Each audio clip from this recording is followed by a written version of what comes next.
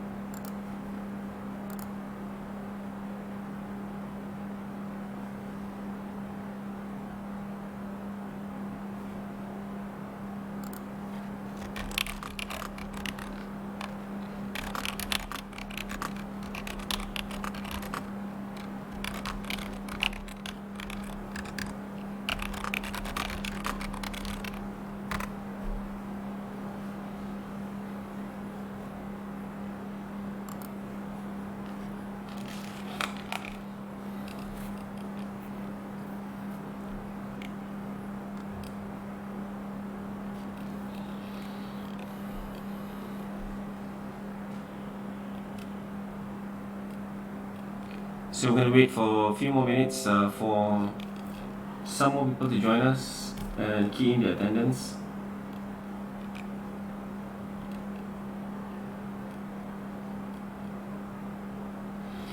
I'm going to be finishing up chapter 22. We're now at at page 240. Okay, so also please give me your feedback if you can hear me clearly. Give me a thumbs up or yes. Loud and clear.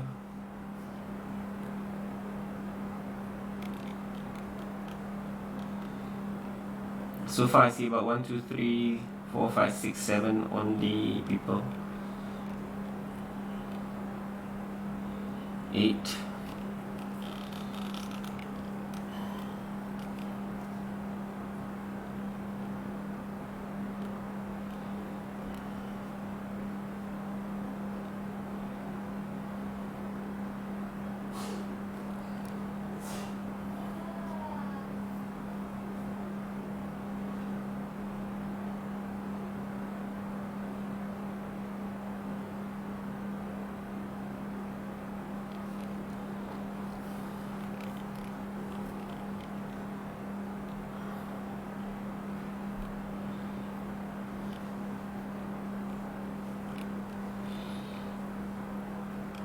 So there's only 8 people here. 1, 2, 3, 4, 5, 6, 7, 8.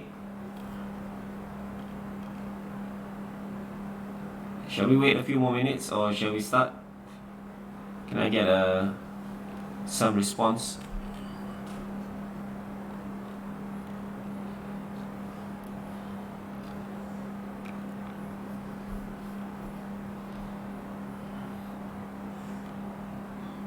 Your friends might be on a different YouTube channel. The first one didn't work, so I've redirected to this one that works. If you have a group chat, can you please tell everybody to go to this link instead?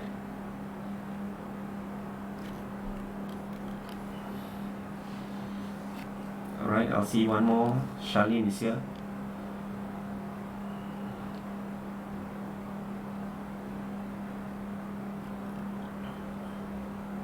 Okay, I'll wait for a while more.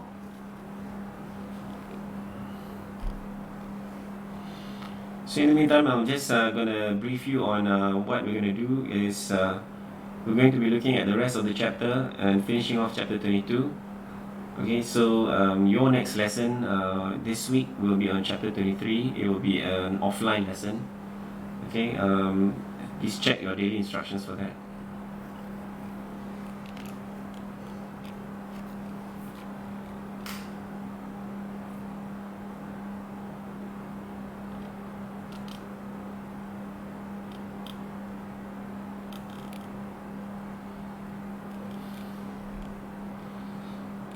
How come Jermaine and Charlene are on the same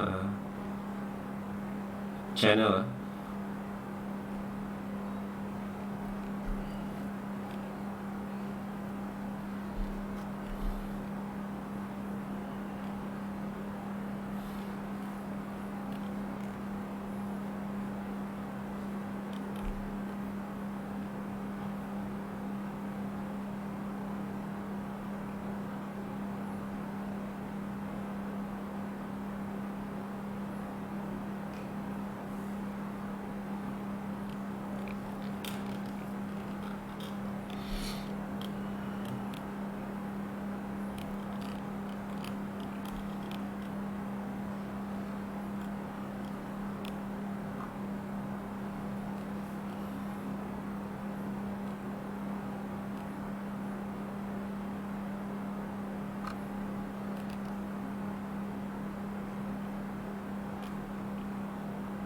Okay, I'm gonna begin, right? And I hope, let me just count how many. 1, 2, 3, 4, 5, 6, 7, 8, 9, 10, 11, 12,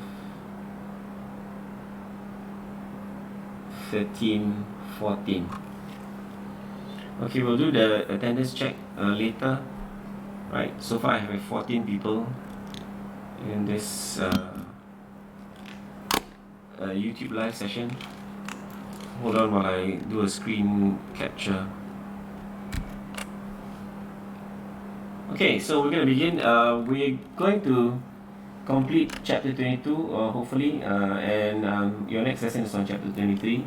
So we last left off when Benjamin, or rather Lucas, was looking for his sister, and he went all the way to Melkutral, and he's found out that she's working for a retired English teacher called Miss Weatherbury.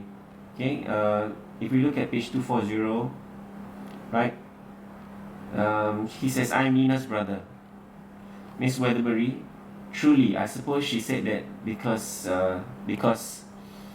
it's difficult to say why." So when he kind of introduced himself as Nina's brother, Miss Weatherbury said that Nina said she didn't have any family, any siblings at all, right?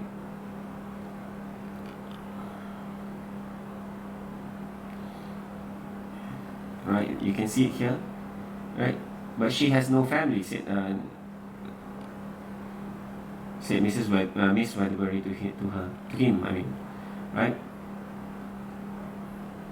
But we all know, kind of like what is Nina's characters, right? Nina can be quite wild, okay, at times. So she can also be very naughty and mischievous, okay. Probably, can anybody like suggest why she told Miss Weatherbury she didn't have any family? Anybody?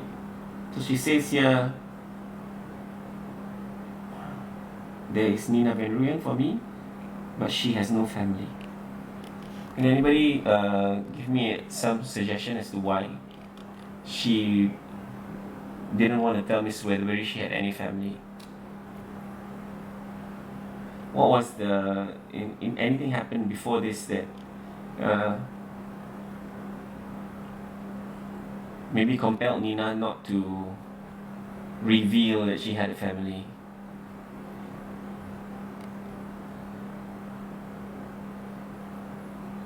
Could there be a reason? What could be the reason why?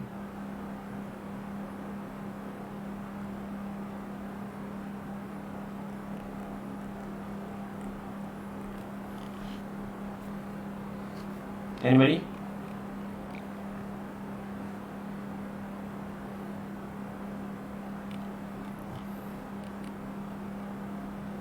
Embarrassed? Thank you, Elsa.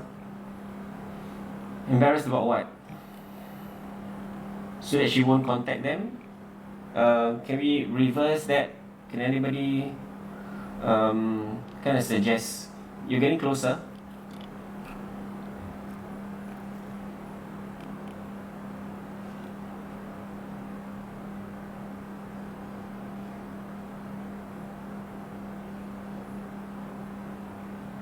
I mean, it has something to do with this, right? Lucas's initial mental response, right? He would have liked to turn around and walk away. So if Nina had no family, so that Elias won't find her, I think that's a very a much better answer, isn't it? Because the reason why Nina has been running away from one family to another, right? So that Elias can't get her money from her. Yes, I think that could be a very strong reason. The reason why she's unhappy probably is because she has to work, and it doesn't give her any reward, isn't it? She works, and who is it that she's working for, right? Thank you, Yonghui, for joining us. Okay, so he would have liked to turn around. Perhaps it would be best to accept life. He was tired of the never-ending trouble she made. But he had to say something. So what does this tell you about... he had to say something. He could not just stand there, right? What does this tell you about Lucas's character? Benjamin's or Lucas's character? What do we know about Benjamin? That even though it was easier to have to turn around and walk away, right? Why did he choose to say something and try to prove that he was Nina's brother? What was he there for anyway? He had to say something. He had to. What is about his character?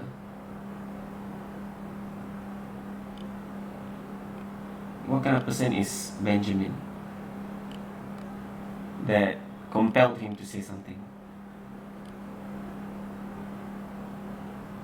He cares. Okay, that's a good point.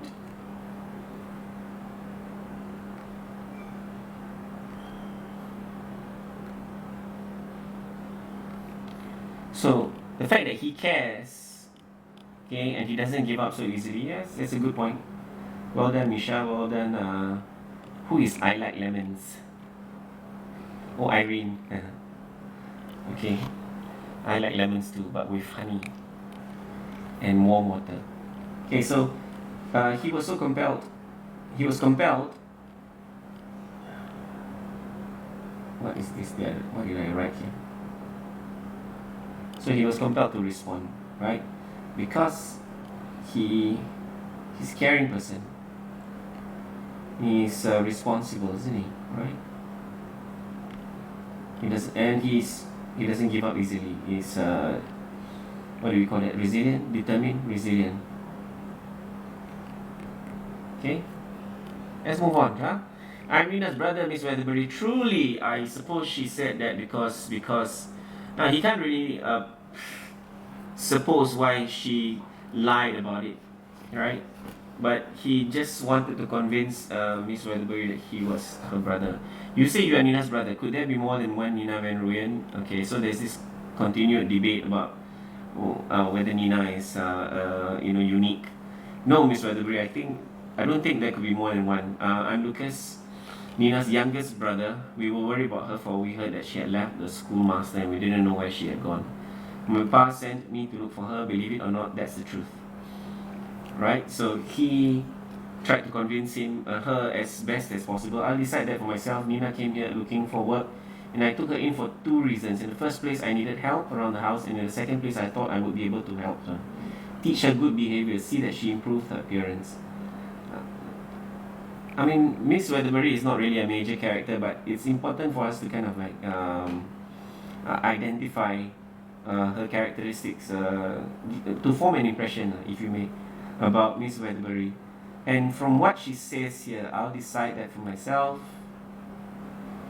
Okay, Nina came here looking for work, and she took her in for two reasons. One is, right, she needed help, obviously, and secondly, to teach her good behavior, right, so that she could improve her appearance. I'm afraid that she's very disobedient. Okay, so what can we say about Miss Weatherbury here? I'll decide that for myself. When Lucas tried to convince, told her his part of the story, she said, I'll decide that for myself. Okay, is she easily swayed? Is she easily swayed? What do you call a person who's not so easily swayed? Right?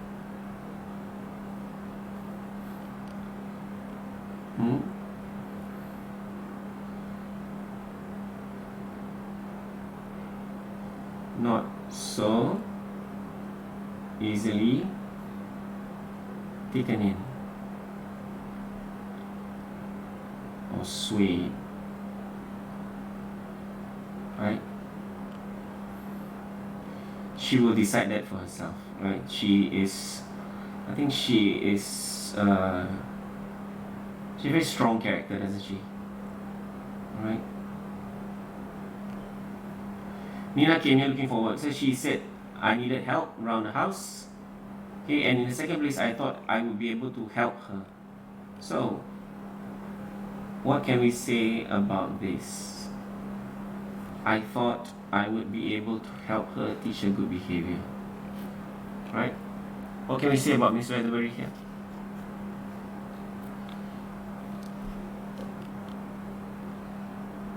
Can we have more people contributing answers?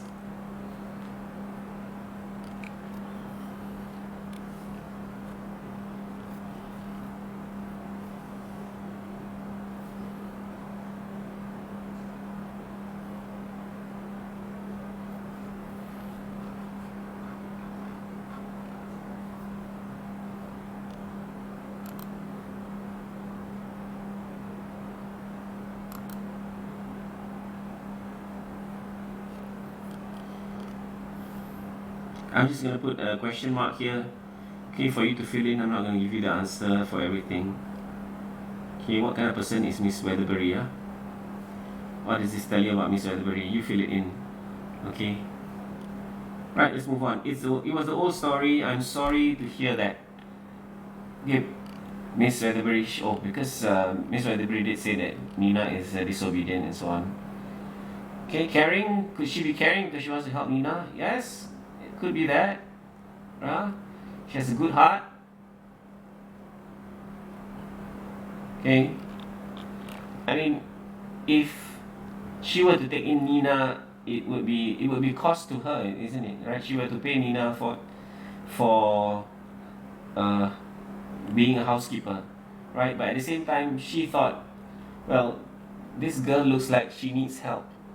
You know, she needs help to maybe improve her behavior, become a better person, right? So she took this opportunity to not just get help for herself, but also to help Nina. I think that's somebody who's, yeah, you can say she's caring and she has a good heart, right? Okay, let's move on. She's not lazy. She helps me around the house, but the moment she has done her work, instead of staring on her, starting on her embroidery, she goes off to the hills, and it will be my responsibility if something happened to her. So obviously, forgiving. Well, I don't think at that point Nina had done anything wrong towards Miss Weatherbury. Maybe, yeah, sympathetic. Yes, that's a good point. Sympathetic. I can write that down. That's a good point. How do you spell sympathetic? Ugh.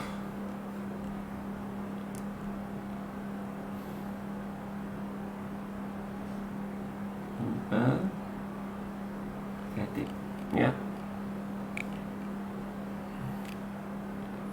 Okay.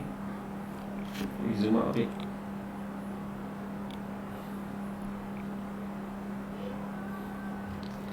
Right. You can see. Okay. So she helps me around the house, but the moment she has done her work, instead of starting on embroidery, she goes off to the hills. And it would be my responsibility if something happened to her. Right, so I think this also speaks about her sense of responsibility. Okay? Right, she's responsible.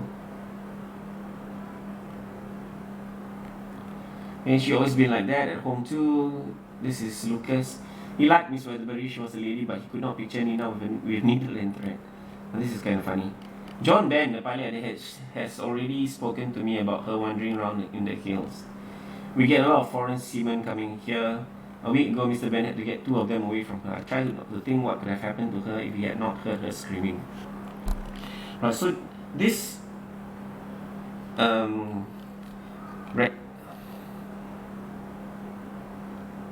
this passage, this part of the passage here, tells you something about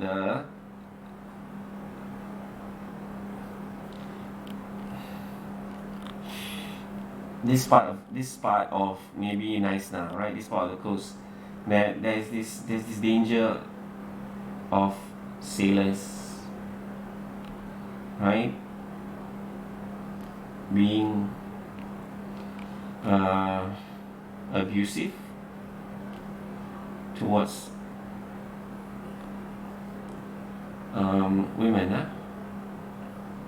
Okay, so there's this danger of sailors, when ships coming to berth, the sailors, go on land, and they're always looking for something to do. And one of the things they tend to do is to kind of disturb the women folk, right? He did not want to think about it either. The whole time he was standing there, he had the feeling that Nina was somewhere listening to every word.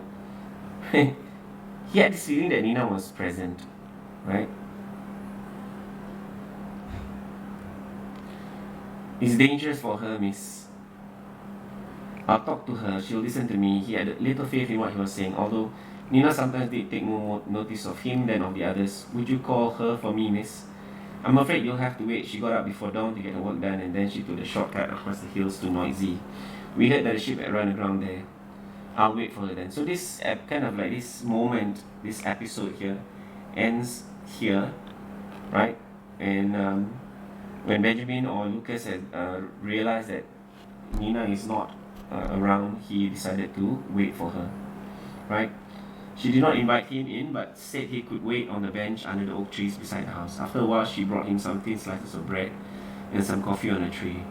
Again, this proves to us that Miss Weatherbury is a very kind person, is she? Right.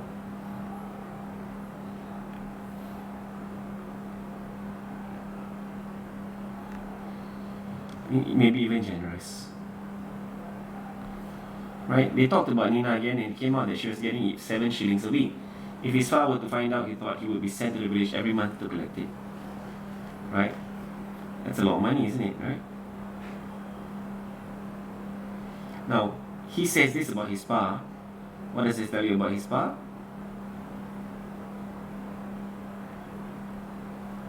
Okay. Do we already know how greedy Elias is? Right.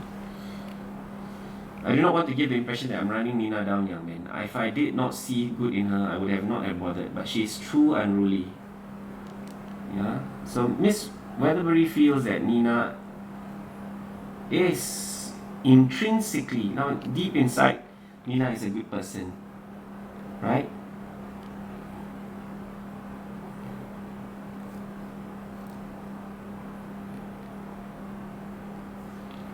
But her behavior, right? Her behavior, her nature is that she is a good person, according to Miss Weatherbury. But her behavior,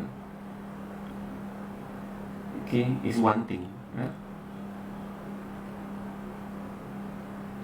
A lot is left in one thing, right? Go and find out what this word means. A lot is to be desired, basically, right? It's because she keeps singing to the forest with Weatherbury. She loves the forest very much. Why did she deny that she came from the forest then? Why did she say she came from a long kloof? And this is the part that I guess is amusing to Lucas. Okay, why did she say she came from a long kloof? That she was a foundling?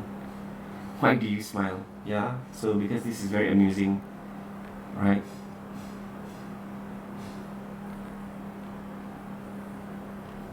Smiling because she borrowed that story from someone else, or half of it.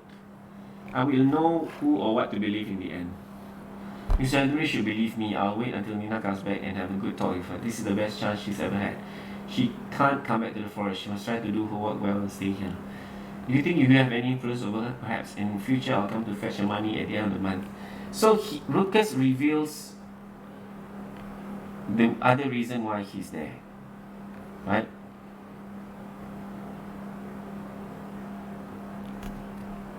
In future, I'll come to fetch her money at the end of the month myself and speak to her if necessary. Now, this is the part that kind of like throws Miss Weatherbury off. She says, why do you want to fetch her money? The old lady was suspicious again. Well, actually, it's my pa that sends for the money. He felt like a thief, right? Is he telling us the truth? Yes, he is telling us the truth. Right? I just thought it might be better if I came to fetch it in future. Nina listens to me more than my 2 brothers. Now again, she reiterates, I don't understand why you want to take her money. If there is illness, or real need at home and she feels she make voluntary contribution, that is fine. But you cannot just come and collect her money every month. I will not allow it. Now, what does this tell us about Miss Weatherbury?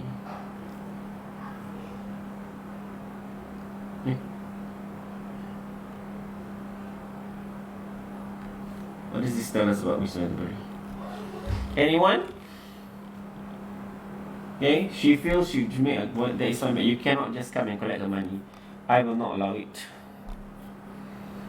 What does this tell us about Miss Weatherbury?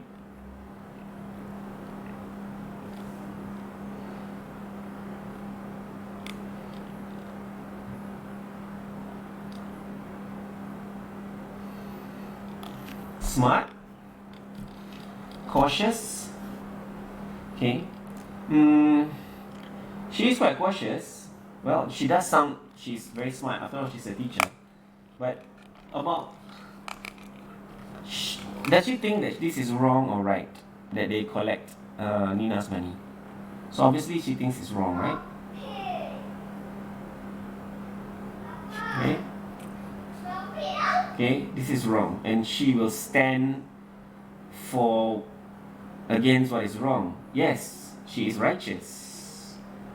That is correct. She's a righteous person. Okay? Okay, let's move on. You don't understand. Forest people are different. Everything is thrown in together. Nina is no longer part of the forest, so I do not see why you still want her money. Neither do I really. Could not tell her if it was because it's part to buy a bloody gun. Miss Weatherbury was right. Why did they have to take her money? So, even Lucas shares this opinion. Okay? Right? Despite the fact of protective over Nina. Yes, obviously. Right? She did say earlier on that she is responsible for Nina because she took her in, right? Okay? But let's come back to this. Miss Weatherbury was right. Why did they have to take her money? But Miss Weatherbury did not have to go and say so at Barnard's Island. Right? So this tells you something about Lucas, isn't it? Right? It tells you something about Lucas. Lucas is also righteous. But it's a big but, huh? But he is but he is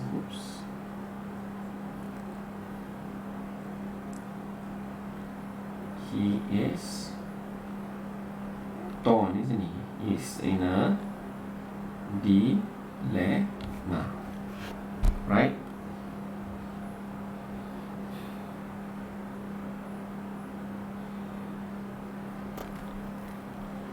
Sometimes some of the things that he thinks is wrong, but it's not. The same idea is not shared by his father, so-called father, right? Elias. A lot of the things that Elias does is questionable, isn't it? Right? By midday, he was tired of waiting. He went to the kitchen door and told Miss Weatherbury that he would walk in the direction of the lagoon. He wanted to see the place where the ships come in between the hills, right? A footpath led past some marshy ground to the hills, head yellow where weaver birds were calling in the reeds. They reminded him that he had last seen them at World Crow, other strange-looking long-legged birds. Okay?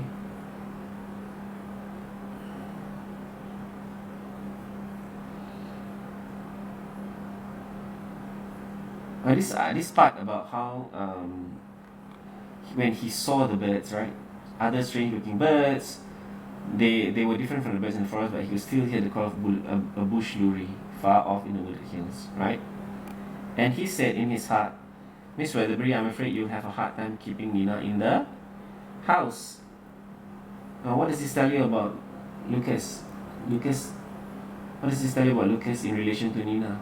Lucas knows Nina very well, doesn't he? So, because Nina knows Nina very well. Okay, and she loves to listen to the call of the birds. Footpath turned towards the lagoon. Everywhere were the candelabra flowers like big red balls with arms. Okay, this is very picturesque, this description. The further he walked, the less space there was for footpath. The water seemed to get deeper. Okay, I'm just gonna skip this part. It's too picturesque. Okay. And then 4 men were sitting on the rocks looking in the direction of the footpath. We are now at page 244. Hey, you up there? One of them looked up. Have you seen a man with sacks and planks on his back? It was a beautiful boat, large and solid looking, I suppose. So these are the rowers of the pilot boat, right? And they were looking for someone. Can anybody tell me? Have you read ahead? Who is this person with sacks and planks? Who can tell me? Right? Who are they looking for? Anybody know? Okay. Who is this person? Who?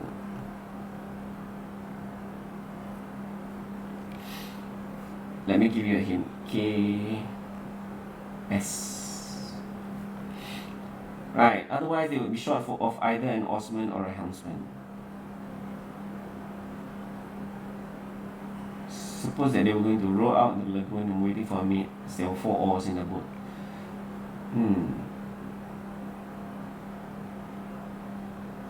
Right, so there are 4 oars on the boat. There are only 4 people there. One needs to be a helmsman. They need 4 rowers, right? So one person is missing. He felt restless. Who is this person? Anybody can tell me? KS. Nobody knows? Right. He felt restless. He could not understand it. He was no longer worried about Nina. Nina was safe. All he had to do before he could go home was to get her to listen to Miss Atterbury and then persuade his part to leave her alone. No, the restlessness had to do with the boat. It was the useless rebellion of a child wanting the impossible. He turned away and climbed the footpath leading to the top of the headland. In places was slippery, blah blah blah. Okay. When he came to the top of the headland, he saw a dramatic gap between the hills in front of him, where sea and lagoon met. The water whirled and foamed between the rocks as if it could not get through. On his side of the gap, the cliffs soared up from the rocky shore, and on the other side, they rose straight up from the grey whirling water. Right? So the terrain here is actually, yes, Kalia September, Cherish. Thank you very much. You are right. It is Kalia September.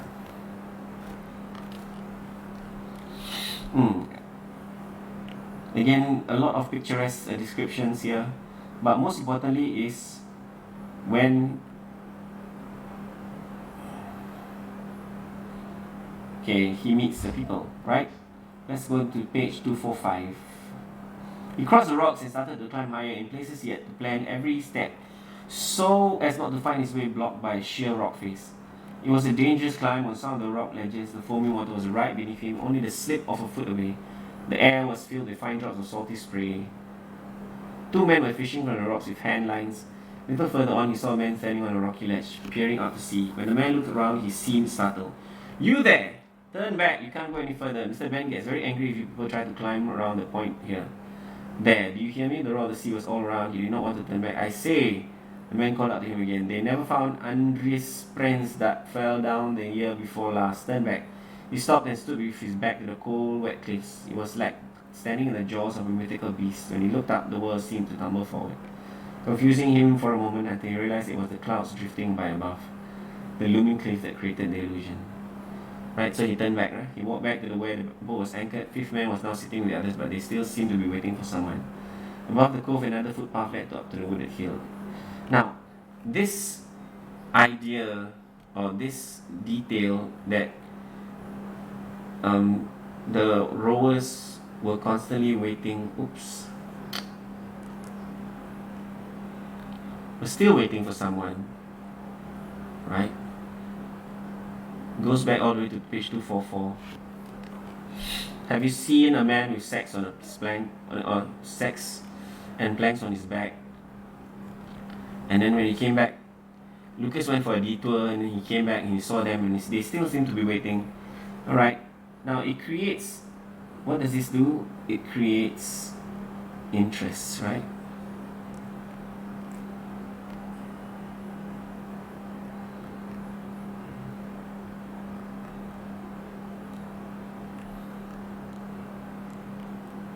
In the reader.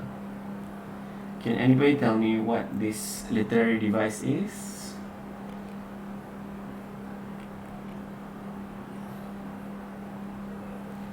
Okay? Think about it and let me know. The only one place it could lead to that was above the cove, another footpath led up to the wooded hill. A well-used footpath, there was only one place it could lead to, and that was the top of the hill. Sun was still high up in the sky. Nina would not get home early, he thought. And he started climbing the footpath. If he left it too late to get to Walnuts Island, he would find somewhere to sleep when it got dark and get home the next day. So he was already planning, right? If he couldn't meet her so soon, he would have to sleep overnight there, right? The higher he climbed on the hill, the more he realized he had forgotten how big the world could be, how open, how vast, how blue the sky could be, how blinding the sun. Now, I think it's important for us to kind of like think about why there's so much detail about this. Thank you for shadowing, Muti. That's right. Okay, there's so much detail being given here. I think it's important for us to realize that Lucas is seeing a whole new world, and he's seeing vast spaces. He's seeing amazing scenery, and this is going to kind of build up towards the ending of this chapter, right? It's not just by accident all this picturesque description, all this beautiful natural terrain is being described down here. No, I think it's partly to kind of give Lucas the experience that he is in a place that he really, really loves to be in, right? The higher he climbed up the hill, the more he realized he had forgotten how big the world could be, right? So when you have this kind of realization, you know,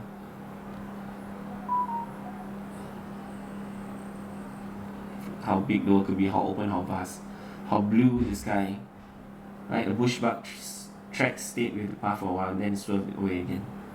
Okay, I think this just goes to show that that Lucas is, you know, how does he feel about being here? I think he's quite fascinated by this place, right? Don't you think so? Okay, Lucas is fascinated.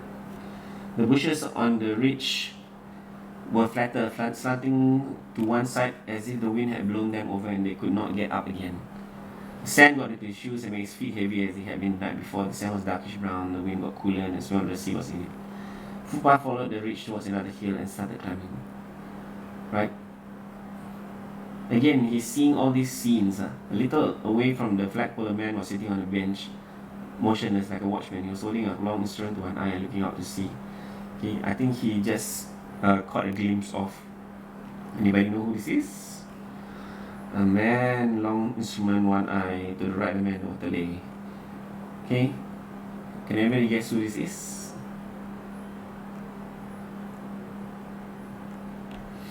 Most of all, most wonderful of all, I think we need to highlight phrases like this. Most wonderful of all was the ship out at sea, riding the waves, white sails swelling in the wind, a living ship, not like the one at North Sea, but at the North Sea was overcome by a feeling of mingled pain and joy. He looked down the gap at the waves. He knew where there would be little mercy for a man down there. In the forest, you could get yourself a gun against the biggest elephants. Against the power of waves, man would be helpless. Right, so again here, we see more and more how he is quite, he thought it was wonderful, right? So kind of all this was quite bewildering to him. Is that the right word to use? I think more like he was enchanted by the place. Yeah, he was fascinated. You see it again. Yes, the answer is correct. It's John Ben.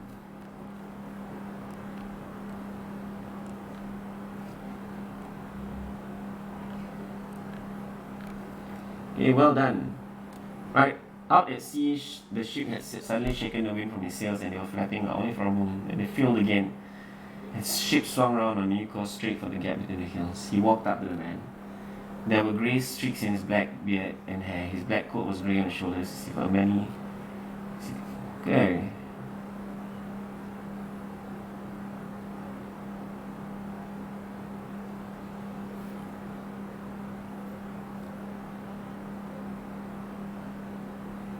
He was looking at John Ben, right? He was looking at John Ben here. and what John Ben was doing. He was a big man. His face was deeply lined, strong and weathered. By the sun and the wind, a solitary man, he could have been sitting up there for 100 years, and he was aware that someone was standing right behind him. He did not heed it, not even when he closed the instrument he had been looking through with a snap and got up. He walked to the edge of the cliffs and stood looking down at the water, then up at the sky, out over the lagoon, and out to sea again. Okay? Even when John Ben, it's hinted here that John Ben kind of maybe had a feeling that someone was behind him, right? I think Lucas sensed that John Ben knew he was there, but he didn't move. He is very focused, right? John Ben is very focused about what he's doing. He's not easily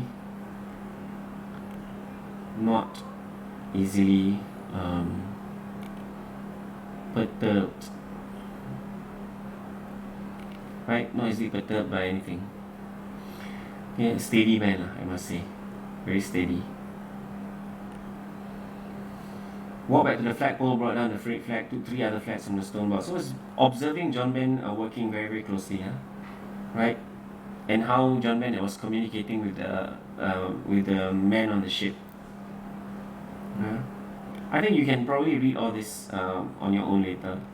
I want to go back to the part where he meets Nina, or go forward rather.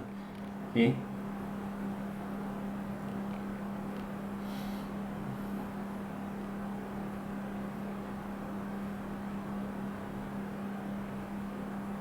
Okay, there's still a lot of details. Okay, let's go to page 248.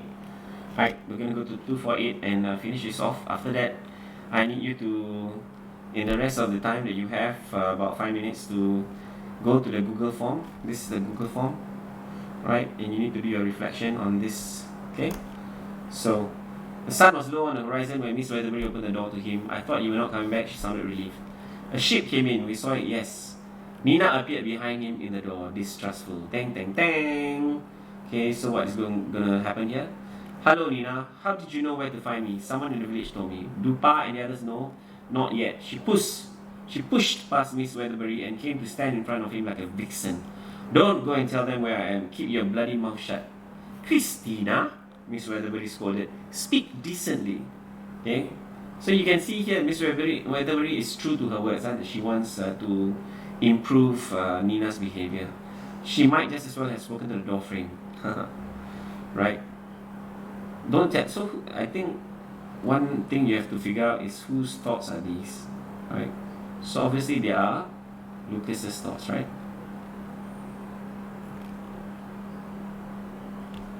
Don't tell them you have found me. I am not handing my money over to anyone. Pa can get up from his ass and work for himself. So this is probably the reason, right? Somebody said this earlier on, that this is the reason why she doesn't want to tell Miss Weatherbury that she has any family, right? She doesn't want all her hard work to be to nothing, to be down to nothing. I came to ask you a favor, right? So after all that, all those pages we kind of like skipped through, because this one I want you to read on your own, right?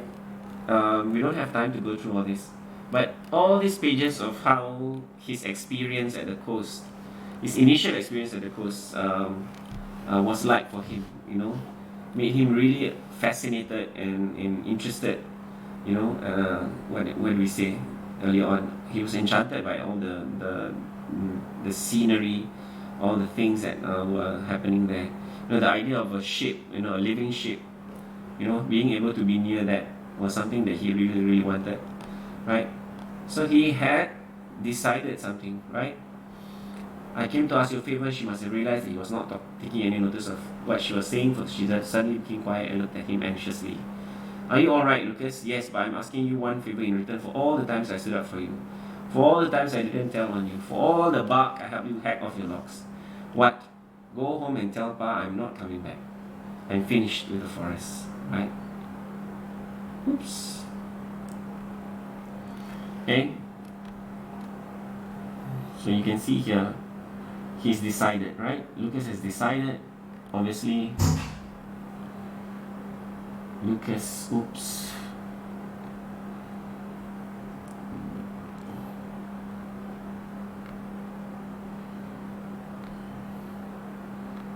To leave the forest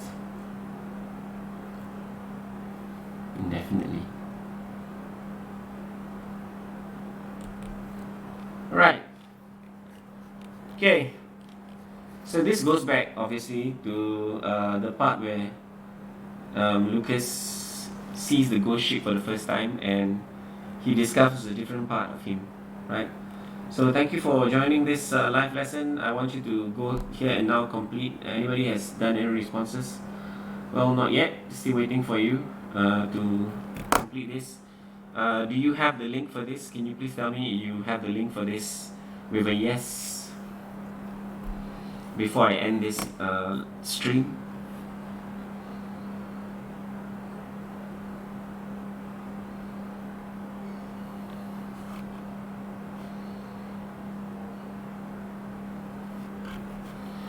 The link for this Google form is in your daily instructions. Can somebody tell me that you have this link?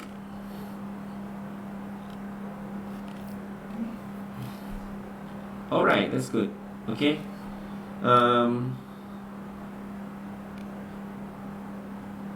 So any questions anybody have? One last few questions. Your next lesson is at 3, I believe. So you still have some time to do this very quick. You can do this by 5 p.m. today, right? If you can't do it, you need to prepare for your next lesson.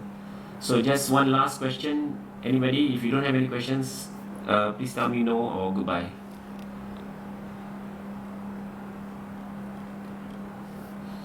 Any feedback? Were you able to see the screen clearly? Can you see this clearly?